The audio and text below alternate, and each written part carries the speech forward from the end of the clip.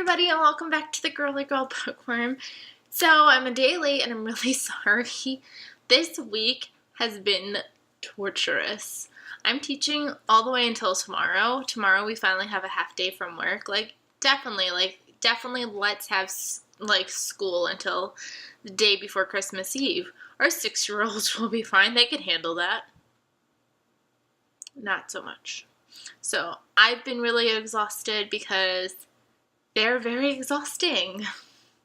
So I have 3 books to share with you. My reading, again, has just kind of gone to non-existence because I am so tired when I get home that it's not happening, and I'm sorry. But at least I have 3 books to share with you.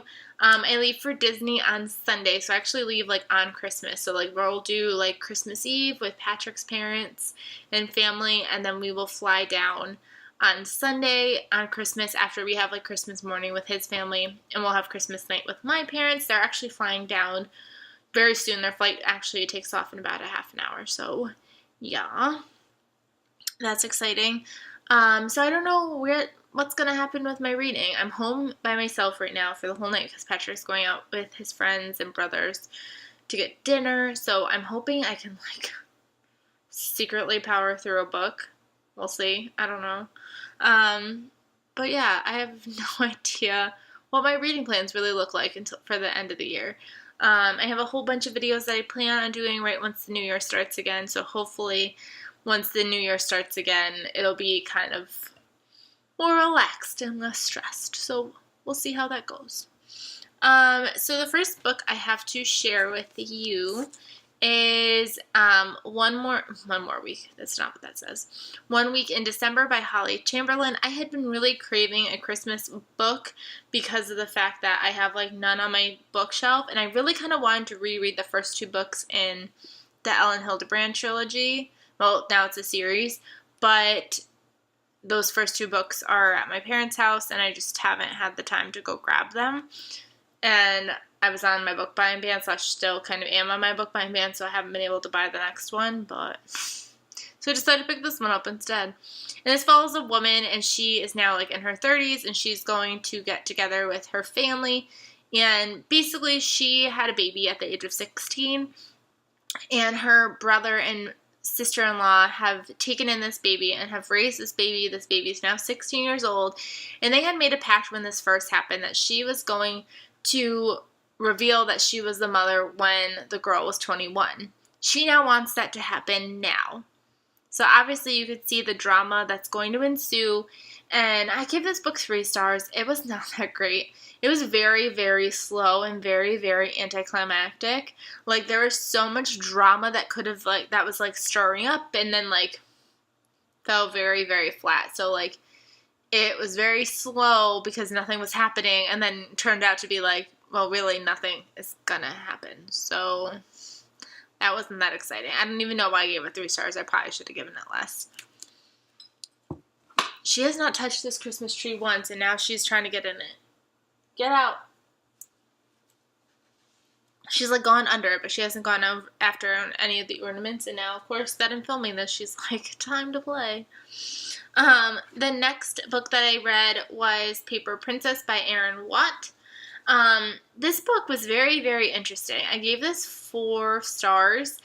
This book is sold as YA, and honestly, I would not feel comfortable knowing that my YA reader was reading this because there's such a chance of a 12-year-old picking that up because, hello, YA is usually 12 and up, and this has so much sex in it and vulgar language that I would not want my 12-year-old self to be reading. I probably could see maybe when you're older side of teenage this being okay, but anything under that would be totally unacceptable.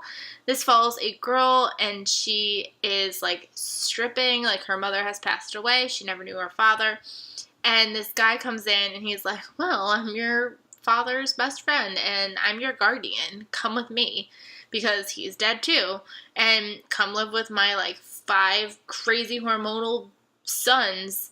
And she gets taken into this lifestyle that is unlike anything she's been used to. They're very rich. They basically are the power brothers of the entire school. And of course she falls for one of the brothers. There's a lot of sex in this book, a lot of drama, a lot of like naughty talk, but I still like really was like drawn into it. Like, I don't think this is like really good writing, but for some reason I was very like addicted to find out what happened. I'm kind of curious to see how the rest of the trilogy goes when I could pick those books up. But yeah, I thought it was all right. It was interesting. But forewarning, this is not young adults by any means, other than the fact that there is high school characters. And then after that, I ended up picking up, let's see which side I'm going to hold up. I ended up reading Replica by Lauren Oliver, because this is one of those books that I said I wanted to read on my TBR. So you could either read Gemma's side first, you could read Lyra's side first, or you can swap chapter to chapter. Lyra's chapter is shorter than Gemma's. Gemma's was like 280 something pages, and Lyra was like 230 something, I think. And I read it where you read crazy.